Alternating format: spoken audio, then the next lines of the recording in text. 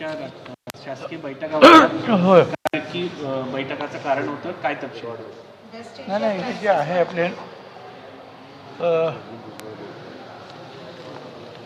निवासी आणि व्यावसायिक ह्या ज्या आस्थापना आहेत देशामध्ये, तर तिथं LPG आणि PNG गॅसचा अधिक चांगला आणि सुलभ पुरवठा कसा करता येईल, त्याचा निश्चित कालावधी काय, त्याच्यामध्ये अडचणी काय आहे, त्या संदर्भामध्ये काही तांत्रिक काही अडचणी असतील तर त्या संदर्भामध्ये चर्चा करण्यासाठी विशेषतः म्हणजे सगळ्याच राज्यातील सगळ्या देशातील सगळ्या राज्याच्या त्या प्रमुखांना सेक्रेटरींना वगैरे बोलवलेलं होतं. हे पुरवठा मंत्र्यांना वगैरे, आणि त्याच्यासाठी केंद्रीय मंत्री मनोहरलाल खट्टर साहेब, नंतर पेट्रोलियम मिनिस्टर जे आहेत ते हरदीप पुरी सिंग आणि प्रल्हाद जोशी अन्न नागरी पुरवठा मंत्री हे केंद्रीय मंत्री होते. आणि मग बाकी सगळे जे आहेत राज्यातले जे आहेत वेगवेगळे मंत्री आणि सेक्रेटरी होते. त्यांनी काही सूचना सांगितल्या प्रत्येकाने. आपण सुद्धा सांगितलं की ठीक आहे, PNGचा जे आहे PNG स्वस्तसुद्धा पडतो आणि PNGचा जास्तीत जास्त उपयोग झाला पाहिजे, प्रचार झाला पाहिजे. मागे एक ते पत्रक त्यांचं होतं की 3 महिन्यानंतर जे आहे कदाचित आणि PNGचे जे आहेत निदान अर्ज वगैरे करून जास्तीत जास्त PNGच्या ज्या जोडण्या करून घेतल्या पाहिजे. तर त्या दृष्टीने जिथे जिथे हे शक्य आहे काम सुरू आहे. आणि मग आम्ही त्यांना सांगितलं की बा सगळ्या ह्या ज्या नगरपालिका जिथे PNG आहे तिथे जसं आपण पाण्याचं कनेक्शन आलं पाहिजे, इलेक्ट्रिकचं कनेक्शन त्या बिल्डिंगला पाहिजेच, तरच तुम्हाला जे आहे ऑक्युपेशन सर्टिफिकेट मिळेल. त्याप्रमाणे PNGसुद्धा मॅन्डेटरी करा, कंपल्सरी करा की ते सुद्धा कनेक्शन असेल तरच तुम्हाला OC मिळेल. अशा काही अटी त्याच्यामध्ये टाका. पर त्याच्यामध्ये अनेक वेळेला जे आहेत महानगरपालिकेच्या परमिशन्स मिळवायला वगैरे फार वेळ लागतो, तिथे अडचणी होतात का ते रस्ते खोदायचे असतात. मग ते पण त्यांनी सांगितलं सगळ्या महानगरपालिकेला किंवा सरकारला किंवा इथे कुठल्याही प्रकारे जे आहे असा वेळ जाता कामा नये. आणि साध्या गोष्टी होत्या. आता शेजारची बिल्डिंग असेल तर तिथून जर पाईपलाईन घ्यायची असेल ते सांगतात की नाही आमच्या ह्याच्यात नका घेऊ का, तर तिथे जर आली तर आमचा गॅस कमी होईल. मला स्वतःच उदाहरण तिकडे आहे असं म्हटलं. हे काय आहे, तर ही परमिशन तुम्हाला कशाला पाहिजे, तर हे जे PNG वाले आहेत त्यांना ती परमिशन लागते. तेव्हा त्या परमिशनची काही गरज नाही आहे. म्युन्सिपाल्टीची सुद्धा जे आहे ते डीम परमिशन म्हणजे झाली परमिशन समजून टाकायचं, काय बघायचं नाही. आणि या सगळ्या जोडण्या ज्या आहेत ताबडतोब करून टाकायच्या आहे. आणि त्याच्यामध्ये विशेषतः हॉटेल रेस्टॉरंट यांना सुद्धा त्यांनी सांगितलं की तुम्ही ताबडतोब करा. याच्यामुळे एक तर काय खर्च पण कमी होईल आणि पर्यावरणपूरक एक पर्याय आहे तो सुलभ होईल. तर अशा अनेक गोष्टी ज्या आहेत आम्ही चर्चा केल्या. त्याच्यासाठी काही ऑर्डर्ससुद्धा निघाल्या की शासन आदेशसुद्धा निघाले. आणि त्याच्यामध्ये मग आता आपण सांगितलेलं आहे की हा जो पाईपलाईन टाकण्यासाठी किंवा PNGसाठी त्या वेगवेगळ्या महानगरपालिका, नगर परिषदा किंवा कुठे कुठे बांधकाम विभाग, जलसंपदा यांच्याकडे काही परवानग्या मागितल्या जातात, तर त्या परवानग्या मिळाल्या असं समजण्यात यावं. आणि त्या पाईपलाईन्स यात टाकण्यात याव्यात. आणि जे काय आता नवीन तुमच्याकडे समजा आलंच तर 24 तासामध्ये सगळं मंजूर झालं पाहिजे. नाही तर सगळं जे आहे सगळं मंजूर झाले असं समजलं जाईल. आणि हे जे आहे कधी कधी पण अर्थात रस्ते खोदावे लागतात, मग त्याच्यासाठी जे नाही त्याच्यासाठी फार मोठा खर्च शुल्क द्यावं लागतं, तर ते सुद्धा जे आहे माफ करण्यात यावं अशा सुद्धा आदेश आता काढलेले आहेत. आणि हे जे काम करणारे जे आहेत 24 तास त्यांना काम करण्याची परवानगी राहील.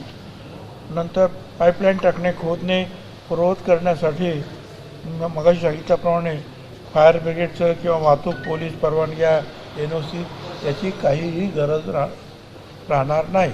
थोडक्यात म्हणजे काय की PNG ताबडतोब सर्रास वापरली जावी पाईपलाईन. ह्या सगळ्या गोष्टींना आपण आज बाजूला टाकून त्यांना सांगितलं की तुम्ही जोडण्यात येऊन टाका.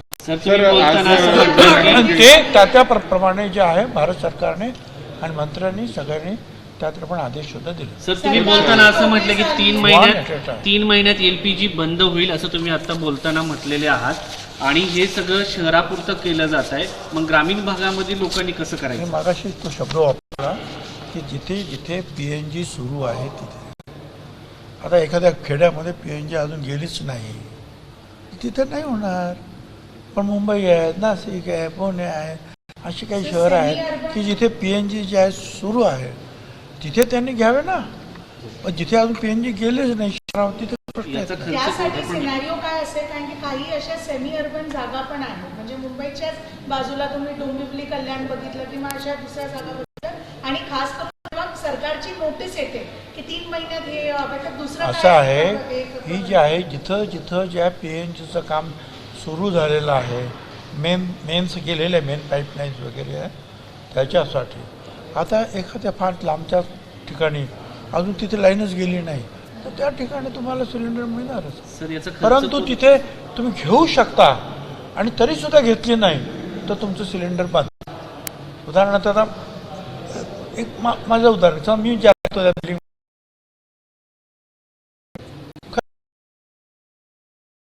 तुम्ही देत परमिशन, तर शेजारची परमिशन, शेजारच्या बिल्डिंगची परवानगी नाही आणि म्युन्सिपाल्टीची वगैरे. मग असं जर असेल तर 3 महिन्यानंतर माझी सिलेंडर बंद होणार. मग हे जर व्हायचं नसेल तर ह्या परवानग्याची गरजच नाही काय, अशा ऑर्डर्स काढून टाकलेल्या आहेत. आता सर एक प्रश्न असा याला जोडून की शहरी भागातही काही ठिकाणी रॉकेलची मागणी होते, मुंबईसारख्या शहरात भोईवाड्यात रांगा दिसल्यात LPG साठी. मी सांगितलेलं आहे. आणि ग्रामीण भागात तर खूप ठिकाणी रॉकेल केरोसिनचा वापर होतो. आतापर्यंत जे आहे काय हायकोर्टाच्या एक त्यावेळी एक ऑर्डर होती की जर तुमच्याकडे आता उज्ज्वला जर सगळीकडे दिलेला आहे तर मग केरोसिनची गरज काय. त्याच्यामुळे केरोसिन असताना सुद्धा आपण केरोसिन देऊ शकत नव्हतो. परंतु प्राप्त परिस्थितीमध्ये जो हा मोठा प्रश्न निर्माण झाला, आपण हायकोर्टानं सुद्धा कळवलं की आता आपल्याला जवळजवळ एवढं केरोसिन महाराष्ट्राकडे आहे, म्हणजे दर महिन्याचा कुठं आहे तो. तर ती कोर्टानं सुद्धा जे आहे ती फेवरेबल जे आहे आम्हाला सांगितलं आणि त्याप्रमाणे आम्ही ती जी साखळी तुटलेली आहे आता, म्हणजे मुख्य डीलर, त्याच्यानंतर लहान बघा मुंबईमध्ये जे आहेत एक बैलाची ती गाडी यायची, असे 500-700 काहीतरी काही किंवा 1000 असेल शिवडीच्या भागामध्ये त्या गाड्या असायच्या आणि ते केरोसिन घेऊन सगळीकडे जायचे. अर्थात मुंबईमध्ये आता मी तुम्हाला सांगितल्याप्रमाणे हे PNG आणि LPG जास्त असल्यामुळे कमी लागेल, पण अनेक शहरामध्ये जिथे अजून PNG किंवा LPG कमी आहे त्या सगळ्या ठिकाणी जे आहे केरोसिन वापरायला आपण परवानगी दिली आहे. आणि ज्यांच्या परवानग्या ज्या जुने जे डीलर्स आहेत आपले केरोसिनचे, त्यांच्या काही परवानग्या असतात, त्यांचं रिन्युअल करायचं असतं, ते झालं असं समजावं आणि त्यांना काम परवानगी आहे. कारण मग ते गव्हर्नमेंटमध्ये पडलेलं आहे किंवा मंत्रालयात पडलेलं आहे, तर त्यांचं ते काम झालेलं आहे. कोण झालं का वारसाकडे, आमच्या वारसाच्या नावाने ते करा, झालं असं सुद्धा ती जी आहे केरोसिनची सुद्धा आपण पुरवठा सुरू करतो. पण त्याचबरोबर जे गव्हर्नमेंटचे जे म्हणजे IOCL असेल, HPCL वगैरे गव्हर्नमेंट कंपन्या ज्या आहेत, रिफायनरीज आहेत, त्यांचे जे पेट्रोल पंप आहेत तिथे सुद्धा आपण टँकर्स ठेवून जिथे ज्यांना केरोसिन पाहिजे त्यांना केरोसिन मिळेल अशी व्यवस्था करतो आहोत. हे सगळं करण्याचं कारण असं एवढंच आहे की अचानक ही जी काही जागतिक परिस्थिती निर्माण झाली आणि त्यातून जे काही हे प्रश्न निर्माण होत आहेत LPGचे आणि PNGचे, म्हणून ह्या काही गोष्टी आहेत एक्सपिडाइट करण्यासाठी भारत सरकार प्रयत्न करत आहे आणि त्याला सगळे लोक जे आहेत त्यांना साथ देतो. सर, याचा खर्च कोण उचलणार आहे?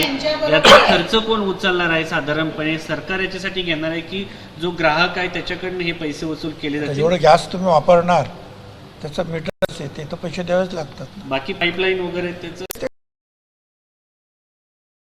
काळात तुम्ही जर केरोसिन देत आहेत तर त्याच्यामध्ये काळा बाजार मागच्या आपल्याला माहिती की केरोसिनचा किती मोठ्या प्रमाणात काळा बाजार व्हायचा, यासाठी सरकार काही उपाययोजना करत आहे का? म्हणूनच सांगितलं जे ऑथराइज डीलर्स आहेत त्यांना ते देण्यात येईल आणि गव्हर्नमेंटच्या रिफायनरीचे जे पेट्रोल पंप आहेत तिथे ते देण्यात येईल. त्या पेट्रोल पंपावरती सर्वसामान्यांना थेट विकत घेता येईल का, की रेशनच्या दुकानात पूर्वी जसं तूर्त जे आहे अडचण जी निर्माण झाली आहे त्यामुळे जे आहे आपण जे त्याच्यामध्ये फार एक त्याच्यावर अडचणी निर्माण करणार नाही, कारण शेवटी प्रत्येक घरामध्ये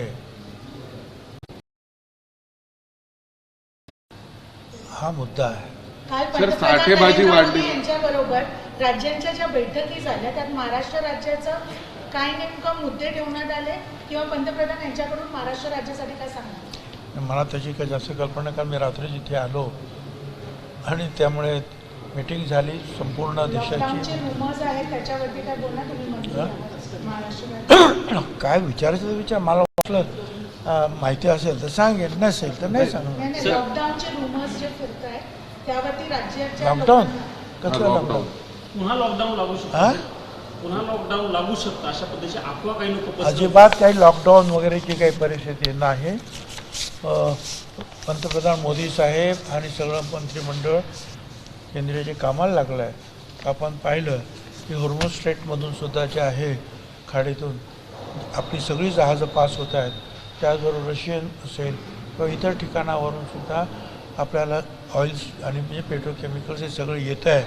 आपल्या ज्या रिफायनरीज आहेत भारत सरकारच्या तिथेच त्यांनी सांगितलं प्रोपेन आणि बुटेन आहे याचा जो जास्तीत जास्त सगळा पूर्ण वापर जो आहे हा LPGसाठी करा आणि काहीतरी 9 लाख मेट्रिक टनावरून 11,000 मेट्रिक टनावर जे आहे ते सगळं काम गेलेलं आहे, म्हणजे भरपूर उत्पादन वाढलेलं आहे. सर, राजकीय प्रश्न आहे. बारामती विधानसभा मतदारसंघाची जागा जे राष्ट्रवादी शरद पवार आहेत ते म्हणतात बिनविरोध होईल, मात्र काँग्रेसकडनं अजून सांगितलं जात नाही.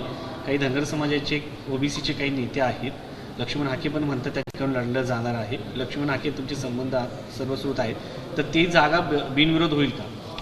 आम्ही ह्या सगळ्या पक्षाचे जे आहेत नेते आहेत त्यांना त्यांच्याकडे जाऊन विनंती करणार आहोत की आपण या ठिकाणी जे आहेत आम्हाला पूर्ण सपोर्ट करा, बिनविरोध जागा घ्या. सर, नाशिकच्या विकासामध्ये तुमचा मोठा वाटा आहे, पण नाशिक जिल्हा अलीकडे वेगळ्याच कारणाने गाजतोय. कधी नरहरी झिरवाळ तर खरात बाबा. दुर्दैव आहे ते की या सगळ्या गोष्टी ज्या अलीकडे ज्या आहेत त्याच्यामुळे तुम्हाला जेवढं दुःख वाटतंय तेवढं मी सुद्धा या बाबतीमध्ये आम्ही सुद्धा दुःखी आहोत की नाशिकमध्ये या सगळ्या गोष्टी ज्या आहेत, विशेषतः या मागे काहीतरी हॉटेल चालवतं किंवा आता हे काही काय खरात खरातचे प्रकरण जे आहे हे जे आहे. पण आता असं आहे ना की अजूनही आपले लोक जे आहेत अंधश्रद्धेवर जो काही विश्वास ठेवतात त्याच्या पोटी जे आहेत हे असे सगळे बाबा लोक जे आहेत त्याचा गैरफायदा जास्त घेतात. श्रद्धा असावी पण अंधश्रद्धा नसावी.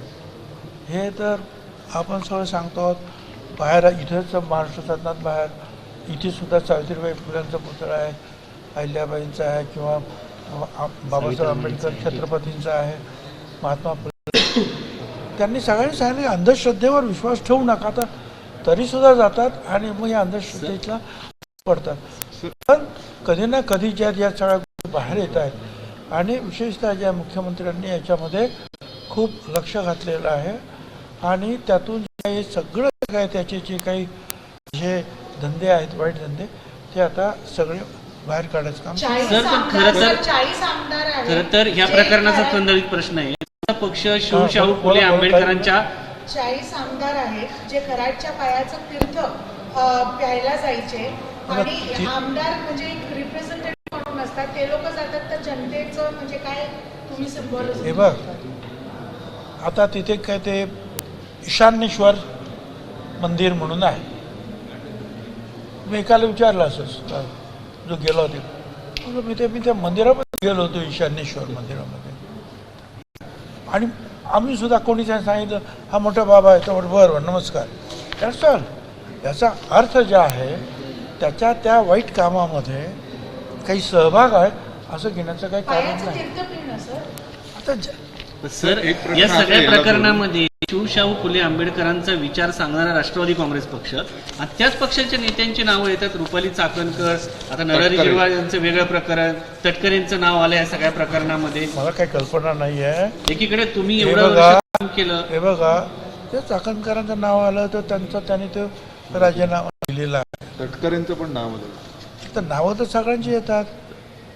आता एखाद्याकडे हे पहा मंदिरामध्ये जाणं हा काही गुन्हा नाही. कुणी सांगितलं अंकशास्त्र बघतो निवडणुकीमध्ये येणार की नाही, मंत्री होणार का नाही, सगळ्यांना वाटतं की जाऊन बघावं काय. आता ज्या माणसाला स्वतःचंच भविष्य कळलं नाही की काही दिवसांनी आपल्याला पोलीस बरोबर करणार व्यवस्थित, आम्ही दुसऱ्याचं काय भविष्य सांगू शकणार सर, आहे. आम्ही छगन तर भुजबळ आता पाहिले. त्याच्यामध्ये परंतु आणि अनेक ठिकाणी जे आहेत असे बाबा लोक किंवा ही मंदिर आहे आणि मग कोणतरी कार्यकर्ता म्हणतो चला हा बाबा चांगला आहे, हे मंदिर चांगलं आहे, हे काय जाज्वल्य दैवत आहे, चला आपण आता चला बाबा.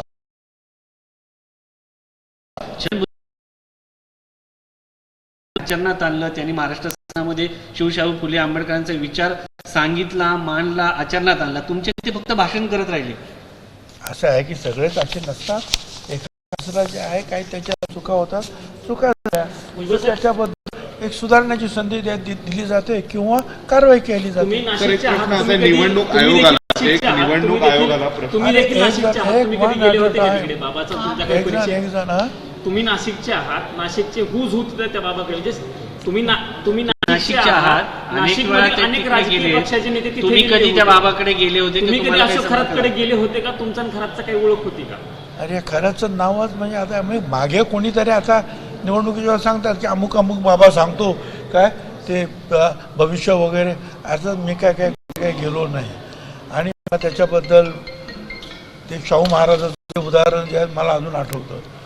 शाहू महाराज बसले होते असे कुठेतरी काय पानथळीच्या ठिकाणी आणि कोणतरी गुरुजी आले, मला तुम्हाला तुमचं भविष्य सांगायचं आहे. मला असं माझं भविष्य सांगायचं आहे. बरं तुम्ही उद्या संध्याकाळी महालामध्ये या. महालामध्ये ते आले वगैरे 2.5 दिवसानंतर ते जे गुरुजी होते भविष्य सांगणारे त्यांना महाराजांसमोर आणले आणि ते गुरुजी रडायला लागले की महाराज हे काय आहे म्हणजे काय झालं. महाराज म्हणाले आणि मला 2 दिवस धोपटलं, 2 दिवस एवढं मारलं. महाराज म्हणाले तुला तुझं भविष्य कळलं नाही की 2 दिवसांनी तुला एवढे लोक मार तू खाणार आहेस, तू आमचं काय भविष्य सांगणार. तर अशा गोष्टी ज्या आहेत लोकांनी मगाशी सांगितलं तुमचा विश्वास असावा, श्रद्धा असावी, कुणाला मंदिरात जायचं, ध्यानधारणा करा, मेडिटेशन करा, काय करा, कमीत कमी अंधश्रद्धेवर विश्वास ठेवू नका. सर एक प्रश्न याला निवडणूक आयोगासोबत एक पत्रव्यवहार झालाय. आज आपण दिल्लीत आहोत, दिल्लीतच पत्रव्यवहार करण्यात आलाय. सुनेत्रा पवारांनी म्हटलंय अजितदादांच्या मृत्यूनंतरचा कोणताही पक्षाकडून आलेला पत्रव्यवहार अधिकृत ग्राह्य धरला जाऊ नये. काय कारण? त्याला कारण असं आहे की प्रफुल्ल पटेल, सुनील तटकरे आणि ब्रिजमोहन श्रीवास्तव यांनी अजित पवारांच्या विधानानंतर निवडणूक आयोगाला एक पत्र दिलं होतं. माझ्या काय तर मी असं काहीतरी चर्चा वगैरे आहे, परंतु खोलात काय मला त्याची काय माहिती नाही. सर, राष्ट्रवादी पण सर असं पत्र लिहावं सुनेत्रा पवार आहेत की प्रफुल्ल पटेल तटकरे? पहा, त्यांनी कोणाचं नाव घेतलेलं नाही. त्यांनी एवढंच म्हटलेलं असे काय कोणी पत्रव्यवहार केला असेल तर काळजी घेऊ. त्यांनी ना माझं नाव लिहिलं, ना तुमचं नाव लिहिलं, ना कोणाचं नाव लिहिलं. कोणी केलं असेल तर त्यांनी सांगितलं असं की बाबा हे पण पक्ष ताब्यात घेण्याचा प्रयत्न झाला होता असं समजायचं महाराष्ट्राच्या जनतेने. न समजायचं याला कसं काय उत्तर द्यायचं. नाही, पण कारण पत्र गेलं ना, अविश्वास कुठेतरी दिसतो. एक प्रश्न सर. सर या घटनेमुळे तुमच्या पक्षातील या मागच्या काही दिवसामध्ये तुमच्या पक्षातील 2 मंत्र्यांच्या विकेट पडल्या. म्हणजे माणिकराव कोकाटे असतील, त्याच्या अगोदर धनंजय मुंडे असतील. आता रुपाली चाकणकर यांच्या 2 पदावरनं विकेट पडले, त्यांना राजीनामा द्यावा लागला. महाराष्ट्रातील मंत्रिमंडळ विस्तार होऊ शकतो का? कारण तुमच्याच पक्षातील 2 पद खाली आहेत. एनसीपी मागणी करणार. हे बघा, या संदर्भातले जे आहेत पक्षात का कोणाला काढायचं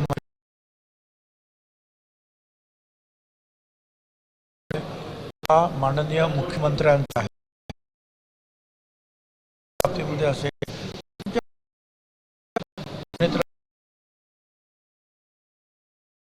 मुख्यमंत्र्यांशी चर्चा करा.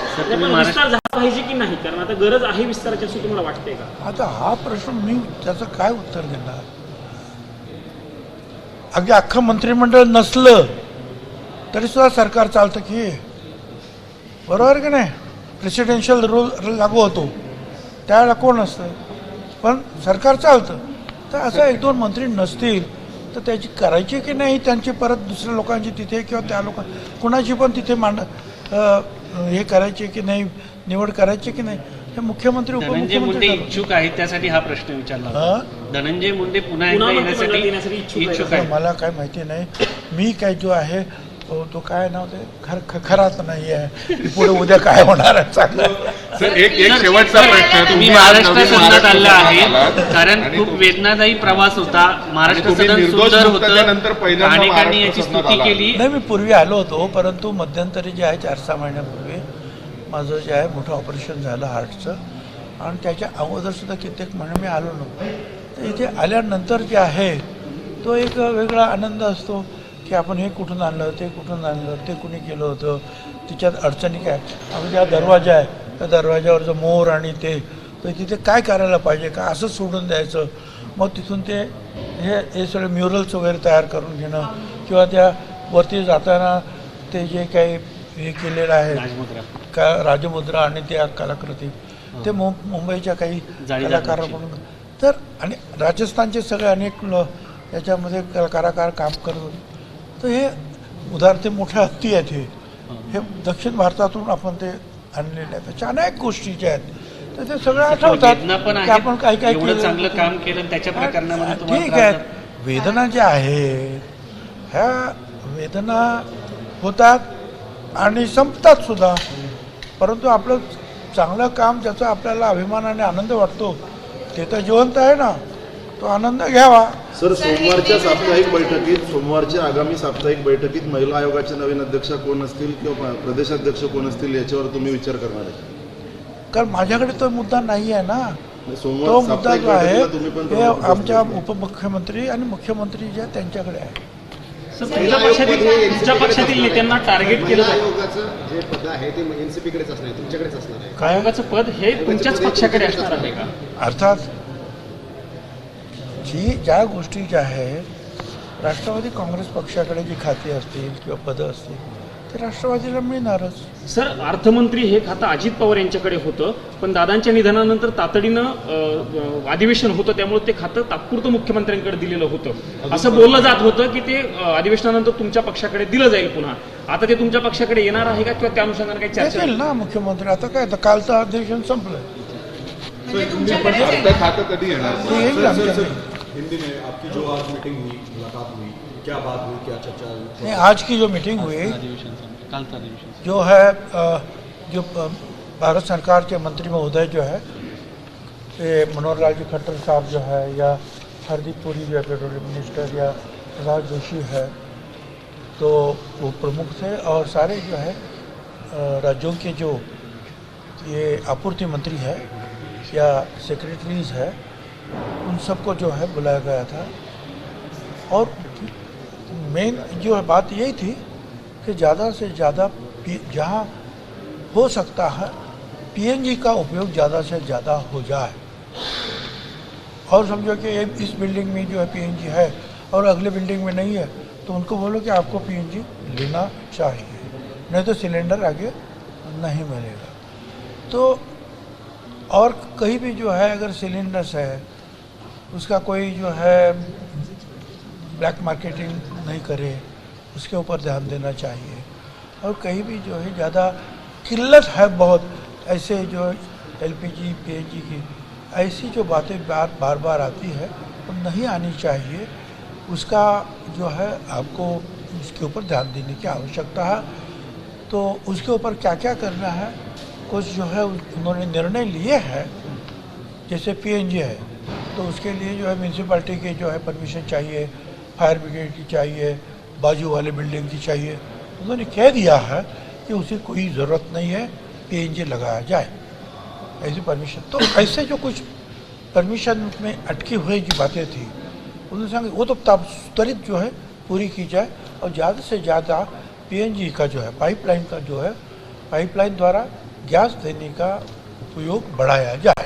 ग्रामीण क्षेत्रों के लिए महाराष्ट्र में भी हम ग्रामीण देखते क्षेत्रों हैं। के लिए कोई बात हुई? ग्रामीण क्षेत्रों में जिस तरीके से वॉर की देखिए ये पाइपलाइन जहाँ गई है वहाँ की बात है, जहाँ वो नहीं गई है अभी तक, ये नहीं मैं बोल रहा हूँ कि पूरे महाराष्ट्र ग्रामीण क्षेत्रों में, आदिवासी क्षेत्रों में, रिमोट जो एरिया है वहाँ, ये नहीं बोल, मगर जहाँ है जहाँ से ले सकते हैं आपको लेना चाहिए। और जहाँ नहीं अगर कब कुछ है किल्लत, तो कम से कम महाराष्ट्र में तो हमने जो है सारे ऑर्डर निकाली है कि जो केरोसिन डीलर है, जो छोटे हैं या बड़े हैं, उनको परमिशन है ऐसा समझा जाए। उनको कोई भी जो है अगर विलंब हुआ, लेट हुआ, कोई शुल्क जो है उनसे नहीं लिया जाएगा, उनके पास वो केरोसिन दिया जाएगा, वहाँ से लोग केरोसिन ले सकते हैं। साथ साथ सेंट्रल गवर्नमेंट की जो रिफाइनरीज है, जैसे कि HPCL है, ये है, वो है, उनके जो पंप जो है पेट्रोल पंप, वहाँ भी केरोसिन दिया जाए, इसका इंतजाम हो रहा है। सर महाराष्ट्र का तो सिनेरियो है। अगर एलपीजी की किल्लत नहीं है फिर भी लगता है तो केरोसिन की जो है जोड़ उसको दी जा रही है। सर महाराष्ट्र का सिनेरियो दिखाई देता है कि जगह जगह पे जो है गैस सिलेंडर होल्ड किए जा रहे हैं, या लोग उसको जो है साकड़ी से देखिए बांधे जा रहे हैं। हमने जो है उसके ऊपर जो है हर जिला कलेक्टर जो है, जिलाधिकारी और एसपी है, पुलिस अधिकारी और 2-4 लोगों को जो है कमेटी है जो है निर्माण की है। कई जगह पे अब अभी तक जो छापे डाले हैं, करीबन 40-50 लाख रुपए का जो है ये जो सिलेंडर्स जो है जो चाहे होल्डिंग करते थे, गड़बड़ करते थे, उसको बरामद कर दिया गया है। 27 लोगों को जो है अरेस्ट किया गया है। तो ये कार्रवाई जो है और तेज की जाएगी। पेट्रोल डीजल की किल्लत जो है ऑन ग्राउंड दिखाई देती है। देखिए- भले सरकार कह रही है कि स्कैरसिटी नहीं है, ऑन ग्राउंड तो लाइन दिखाई देती है, और कई पेट्रोल पंप देखो बिल्कुल क्या हो रहा है, ये लोगों की जो है, मैं भी ऐसा समझता हूँ, अरे कभी नहीं मिलेगा तो अब पर्याप्त मेरे पास सिलेंडर है, महीना 1 महीना चलता है, और नहीं मिलेगा तो और 2-4 सिलेंडर लेके रखो। तो इससे हो रहा ये कि ज़्यादा सिलेंडर, ज़्यादा एलपीजी देने के बावजूद जो है बड़ी बड़ी जो है लाइनें लगी हुई है। कोई किल्लत नहीं है, कोई होर्डिंग करने की, 2-4 लेके घर में रखने की कोई ज़रूरत नहीं है। आपने, मैंने बिल्कुल कहा अभी कि मोदी साहब है या और दूसरे जो सारे मंत्री है और सेक्रेटरी है, जहाँ में संसार में से जहाँ से भी ला सकते हैं वो गैस, पेट्रोल, डीजल ला रहे हैं। सारे जो जहाज जो है आ रहे हैं, सारे डॉक्स में जो है अलग अलग जगह पर जो है तो रशिया से आ रहा है, वेनेजुएला से आ रहा है, और कहीं से आ रहा है। तो जो कहा है उन्होंने कि बिल्कुल उसकी किल्लत नहीं है, बल्कि जितना हम देते थे उससे भी अब ज़्यादा दे रहे हैं। फिर भी जो है होता है कि लोगों का जो डर हमेशा की जो है कि बस ये बंद हो जाएगा और कोई भी उठता है और ये अफवाहें भी जो है फैलाता है, तो ये अफवाहें फैलाना भी बंद होना चाहिए. सर, अजितदादा यांच्या निधनाला आज खरं तर विमान अपघाताला 2 महिने पूर्ण झालेले आहेत. कालच संसदेमध्ये लोकसभेमध्ये खासदार सुप्रिया सुळे यांनी मागणी केलेली आहे की जर आमच्या कुटुंबाला म्हणजे दादांसारखा उपमुख्यमंत्री असेल इतका मोठा व्यक्ती, तो जाऊनही जर आमच्या कुटुंबाला अजूनही न्याय मिळत नसेल तर सर्वसामान्यांची काय अवस्था, असं म्हणत असताना त्यांनी टाइम बाउंड चौकशीची मागणी केलेली आहे. असं आहे की याच्यामध्ये पोलीस वगैरे जे आहेत ते तर काम करत आहेत, DGCA वगैरे काम करत आहेत, ह्या ज्या तपास यंत्रणा ज्यात काम करत आहेत. आपल्याला माहिती आहे की अहमदाबादला सुद्धा जे ॲक्सिडेंट झाला मोठा, त्याचा सुद्धा रिपोर्ट यायला काही दिवस लागले. कित्येक वेळा हे ब्लॅक बॉक्स वगैरे जे आहे हे परदेशामध्ये डिकोड करायला पाठवावे लागतात, त्याचा सुद्धा वेळ लागतो आहे. तर चौकशी चालू आहे. आणि याबद्दल जे आहे, ज्या आमच्या उपमुख्यमंत्री ताई आहेत सुनेत्रा ताई, यांनी फार स्वच्छ सांगितलेलं आहे, या तपास यंत्रणा काम करत आहे, त्यांचा अहवाल त्यांचा रिपोर्ट आल्यानंतर त्याच्यावर भाष्य करणं योग्य होईल असं त्यांनी सुद्धा स्वतः सांगितलेलं आहे. पण तुमच्या पक्षाकडनं सुनेत्रा पवार असतील किंवा तुम्ही सगळ्यांनी मुख्यमंत्र्यांची भेट घेतली होती आणि CBI चौकशीची मागणी केली होती या सगळ्या घटनेची, पण अद्यापपर्यंत CBI चौकशीचा निर्णय झालेला नाही. म्हणजे तुम्ही सत्ताधारी म्हणजे सरकारमध्ये असूनही जर निर्णय होत या नसेल. बाबतीमध्ये जे आहे स्वतः मुख्यमंत्री जे आहे अमित शाह साहेबांबरोबर बोलत आहे. आणि एक लक्षात घ्यावा की ह्या तपास यंत्रणा ह्या काही तुम्हाला आम्हाला सगळ्यांना सांगूनच काम करतात असं नाही, त्यांचं काम बरोबर सुरू असतं की याच्यामध्ये नक्की काय आहे ते. बारामतीची विधानसभा निवडणूक संपल्यानंतर तुम्ही राज्यसभेवर येण्याची शक्यता आहे. हां, बारामतीची विधानसभा निवडणूक संपल्यानंतर तुम्ही राज्यसभेवर येण्याची शक्यता आहे. तुम्ही देणार आहात का? आणि पक्ष तुम्ही देणार असाल तर मग गोष्ट करा.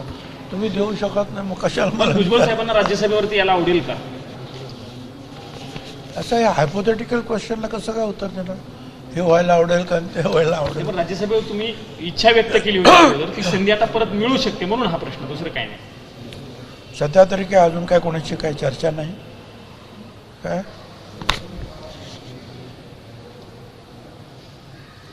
मिल गया उसी को मुकद्दर समझ लिया, जो खो गया उसी को भुलाता चला गया. जिंदगी के साथ निभाता चला गया. चलिए. थँक्यू. ABP माझा, उघडा डोळे बघा नीट.